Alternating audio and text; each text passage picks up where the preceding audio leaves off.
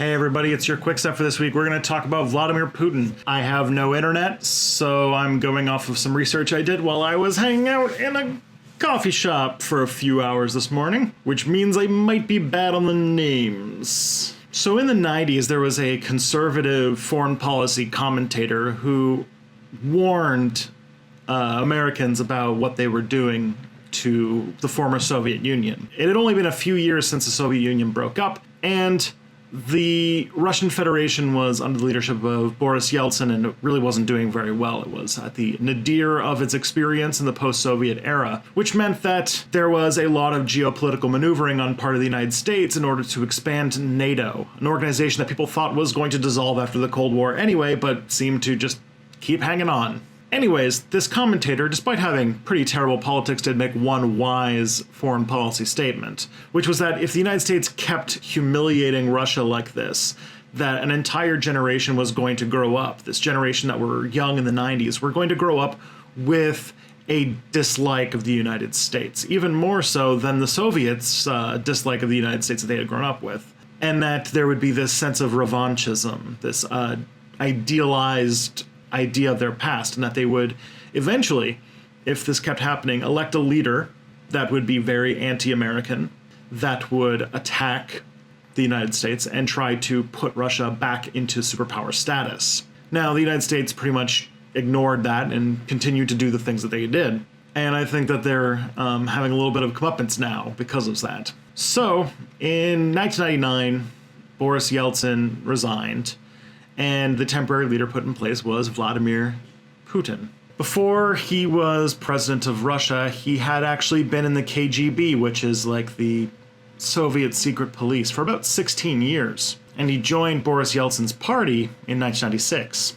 While he was leader in 1999, he ran for election and had his first elected position in 2000 as the president of Russia. And his first years were successful for Russia. In the 2000s, because of the war on terror and 9/11, oil prices started to skyrocket, and Russia, being an oil-rich country, actually was doing really well. Because of the increase in the price of oil, the price of commodities also went up, and Russia has a lot of raw resources, so Russia was doing pretty well in the early 2000s. So to many Russians, the election of Vladimir Putin resulted in Russia having a period of economic growth, which was something that they struggled a lot with in the 90s. Couple that with the socio-political prominence that the Soviet Union had as far as the early 90s.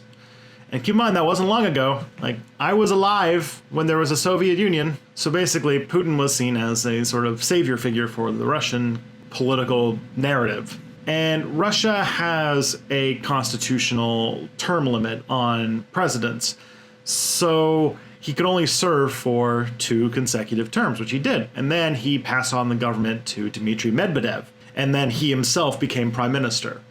Now, it turns out later on that Putin was pretty much calling the shots even when Medvedev was president, and about the only thing that Medvedev did was set the stage so that Putin could become president again, which he has just been reelected as president for a 4th term just recently.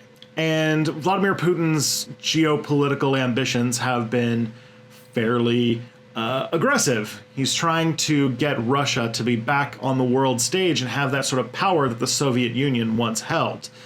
There was, of course, the invasion of Georgia, and I think most strikingly, the flat-out annexation of Crimea, a peninsula belonging to Ukraine, which I know through reliable sources has been doing horrible, horrible things to the indigenous population of the Crimean Peninsula. Now, the world today doesn't like when you just flat-out conquer areas of a country like that. They don't know that the right way to do things is to build military bases in other people's countries and then say that you're going to free them and bring them democracy by destroying them and taking all of their natural resources. You have to know that imperialism works differently today. But either way, the entire world pretty much turned on Russia. There were a lot of sanctions, and the price of oil began to drop, which has caused a lot of turmoil in a lot of places. It's pretty much linked to the turmoil that's happening in Venezuela. There's some economic problems happening in Alberta as a cause of this oil price drop, and Russia suffered as well. And so Putin has his 4th term. He won by a gigantic 76% majority, which is really easy to do when your main opponent is legally banned from running for president. It also doesn't hurt that any journalist who tries to investigate anything critical about Putin winds up dead. So by all measures of democratic freedom, Putin's regime has resulted in a de-democratizing of Russia. Most, at least Western political scientists, no longer really consider Russia a democracy. It is basically a dictatorship under Vladimir Putin. It has a freedom score so low that it is lower than at several points during the USSR's time. The Putin regime has become notorious for human rights violations, and as I mentioned, critics of the Kremlin seem to always wind up dead. There was a story very recently in the United Kingdom where a critic of Russia turned up dead, or at least was poisoned, with a deadly poisonous substance, and his daughter was also targeted. And this is also an explicitly conservative government. This is an authoritarian government that wants to bring Russia back to a form of previous glory, sometimes mixing the Soviet Union and some ideas about the Russian empire of 100 years ago, and trying to build this sort of identitarian authoritarian nation state in a country that is gigantic and has many, many nations inside of it. And I think that we know, if you know the history of nationalist movements, how dangerous that can get. Putin's regime is heavily tied with the Russian Orthodox Church, which they use to legitimize their reign. And of course, it got famous back in 2012 for its, quote, gay propaganda bill, which was basically an extraordinarily homophobic law, which has amplified hate crimes against LGBT people in Russia. And because of the asymmetric relationship between Russia and the United States when it comes to the military, Russia has a lot more nuclear weapons, but has a much smaller military and doesn't have any of the advanced weapons like drones or any of the other weapons that the United States either uses its own military or sells to its allies. So Russia's using other forms of warfare, trying to diplomatically isolate the United States from the rest of the world, which seems to be working. Because Americans don't really need that much of a push, it seems, to go down their own revanchist, right-wing, totalitarian route. So they started trying to meddle in elections. We still haven't seen the bottom of how crazy that's gotten. Although I do have to say that the Bernie coloring book thing was quite an interesting touch. And they've been one of the world leaders in cyber warfare and infiltration. And that leads to Russia being in an interesting situation today. I don't think anyone denies the dominant role that Russia plays in world society, and Vladimir Putin seems to have rather solidified his consolidation of power. Now, this last term, this term that he's holding right now, technically, under the Constitution, he cannot serve any more terms. But we shall see. I'm sure they'll find some way. He is a dictator for life now, basically. And so, while the Soviet Union was a brutal dictator in the name of an ideology, this is a brutal dictator in the name of brutal dictatorship, nationalism, national identity. Which, always be worried when there is a radical right-wing, national identity-focused conservative movement, because last time that happened, we should be ever vigilant about these right-wing nationalist movements whenever they pop up.